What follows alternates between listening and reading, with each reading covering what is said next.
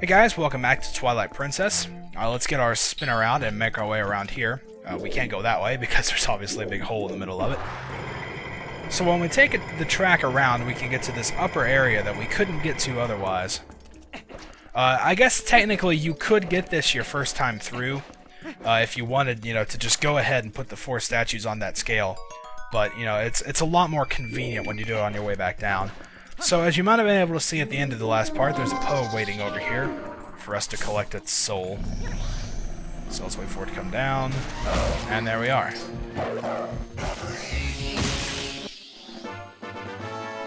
We're also making really good progress on Poe souls. I think that's the 52nd one out of 60. And 3 of them are in the Cave of Ordeals, so we've technically got 55 in the overworld, or I guess technically we've got 52 out of 57 that's not in the Cave of Ordeals. So in here is kind of an annoying room for a little bit. We got a couple of Helmasaurs in here. We haven't seen these guys in a little bit. So let's take care of them. Try not to anger that Armos statue too much.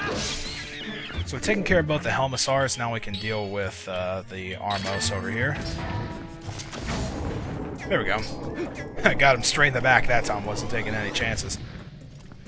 Okay, so once we've taken care of that, the gate back opens, but as you can see, the big key chest is actually behind this gate here, which is not open.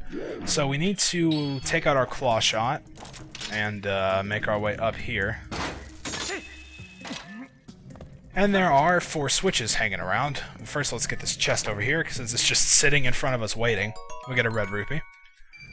So there are a variety of things that we're going to need to be placing on the switches. Just go ahead and take care of that first one. Take care of this little statue over here. There it is. And if we get out our Dominion Rod and look up, there's another small statue up here that we can pull off.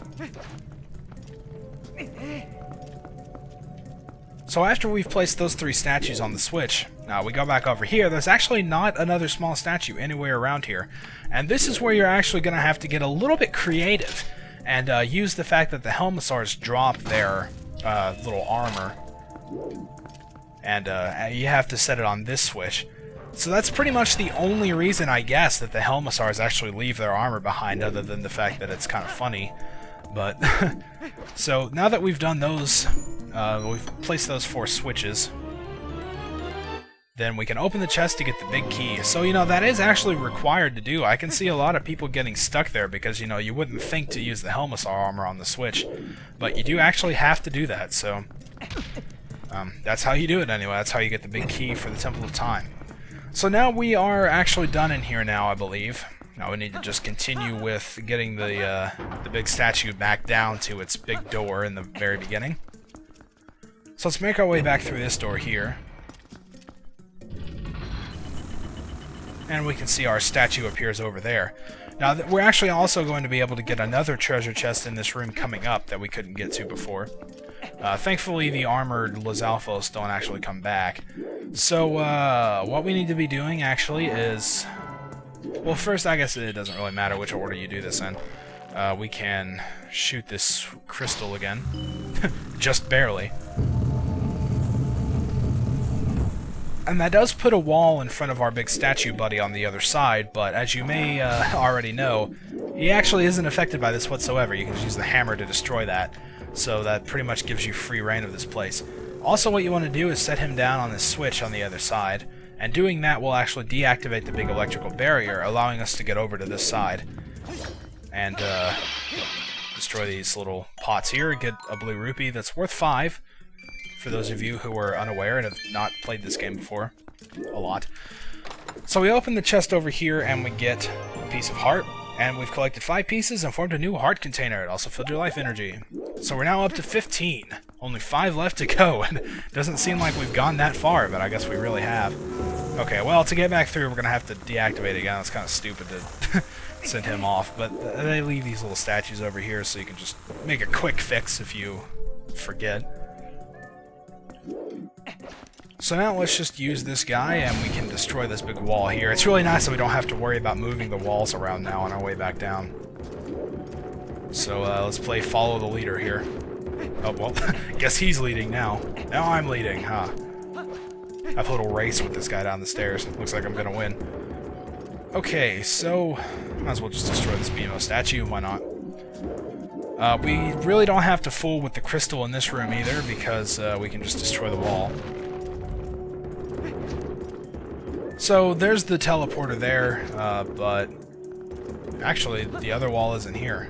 Oh, duh, because that's the wall we just destroyed. Okay, let's take care of that thing. Just because I like mass destruction, you know, that's pretty fun. So that's all for this room. Pick up the jar. Is there anything in it? Aw. I should have put like a texture or something in the jar. Okay, I'm just playing around now.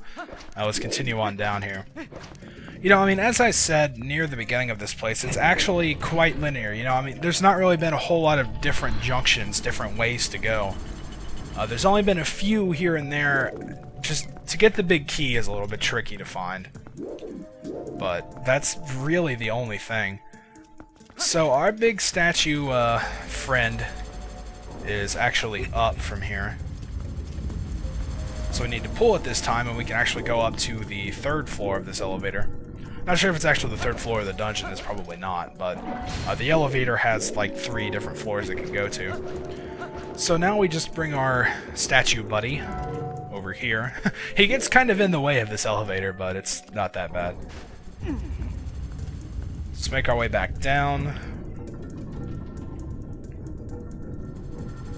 Link's hat kind of freaks out a little bit on this elevator. Like, if you're going up, it, well, maybe if you're going down, too. Let me see it. Yeah, see, his hat just, like, raises up like we're going down super fast. That's kind of funny looking, I gotta say, but whatever. Okay, so we can take control of this statue, and we can actually use him to destroy all of the spiders around here. We don't actually get, like, a real reward for this, but what we do get is a way to get out from here. So let's just use this guy to smash them all. Be careful not to get in front of it. You know, as you turn corners, you start getting in front of him a little bit. So obviously you don't want to bonk yourself on the head. It'd be kind of stupid to take damage that way, but it's actually quite easy to do. So yeah, as dumb as it sounds, it's, you know, you do have to watch out for it. Okay, so defeating all those spiders will open up the little gate here. Let's just leave this guy on the other side because we're not done with him yet. But there's one more thing actually that I do want to do. It can wait. Actually, I just thought of how this would work out best. So we don't actually, you can destroy this, but I think a bunch of like small spiders come out, so there's not really a need to. As you can see, the bell thing is over here. But you may remember that there was a posthole back behind this gate over here. There wasn't anything we could do about it. Well, now we can actually do something about it. Let's destroy this gate and turn into a wolf so we can take care of the Poe. There's also a switch underneath him. I don't really remember what that does, but I guess we'll find out. So there's another posthole. Only a few left. So let's get on this switch just to see what it does. It doesn't... Did it do anything at all? Oh, well, it stayed down, so... Ah, well, whatever. I don't know, maybe that actually deactivates the barrier or something. Beats me, but it doesn't really do anything important, apparently. So let's just go ahead and finish off what we need to do with our statue guy here. Our statue friend, our statue pal. Oh, missed. And just get him into the bell here. And actually, where we're going to be going now, you may remember we went to... When we had to put the 2 statues on the switches to go to another room to get a small key to let us continue forward. And I said that we would actually be going back there later. Well, now is later, actually, because we're going back into that room since we have our Dominion Rod. There's actually something more we can do in there. So we have to get this statue back up here, and once I get in that room, we'll pretty much be ending. So let's get our first statue on this switch, turn back around, go get the second one. Alright, come on. There it is. I don't know why they had to put those there. Those are just annoying. They really are. So once again, put it down on the switch and then run forward quickly. And we can go through this door now. But I'm going to wait and do that in the next part. So until then, thank you guys for watching, and I'll see you all next time.